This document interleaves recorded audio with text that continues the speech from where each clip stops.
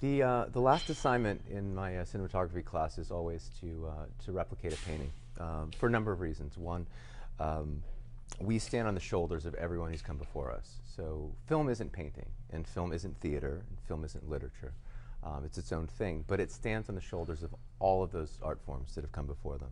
And you could study photographs, you could study other films, to get a sense of light and shadow and composition. But I find that if you study paintings, you're looking at guys that looked at light so hard and studied it so much that they could replicate that on canvas with paint and brushes. Edward Hopper is always a touchstone for filmmakers.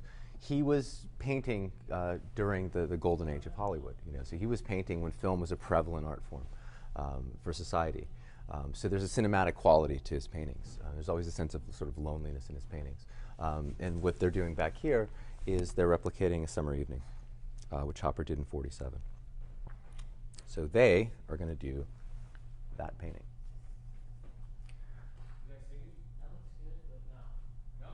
And they're going to shoot it in 4 different formats. They're going to shoot it in 16 millimeter. They're going to shoot it in 35 millimeter. They're going to shoot it in super 16 millimeter, and they're going to shoot it in HD. And they're going to rotate positions. During the semester, this is a summer course, so there's only 4 students in it, but during the semester, it's usually a class of 16 students, and we'll divide this space into 4 quadrants. And in each group, we'll have a different painter, and have selected a different painting. And they'll rotate, and they'll each shoot 4 different formats. So it makes for a long night, but a good night, and they're generally, excited about it as it's going on. And they have a reference, so there's a reference that they can work from, and that's kind of what they build to. And then the hope is that they carry that aesthetic onto the work that they do. Everything's changed and nothing's changed. The technology keeps changing. But the basis of it stays the same. It's still about story, first and foremost.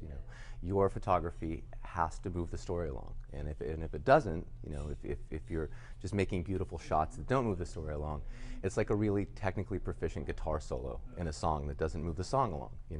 It's great, and what you're saying is, hey, look at me, but ultimately it sort of, it falls flat. And the same thing goes with cinematography.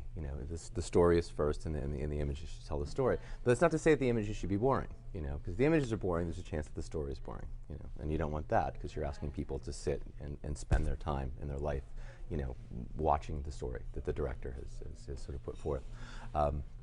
So we're making very small stories tonight. We're taking the initial painting, and that's the master shot. That's the first shot they set up, and then as directors, they have to come up with the second shot in that sequence. What would come after that? So the artist has given us the story. They've given us the painting. They've given us the setting and the background. And as directors, they have to say, okay, what happens after that moment that's captured on the canvas? Like what is this? In this case, what is the couple going to do next?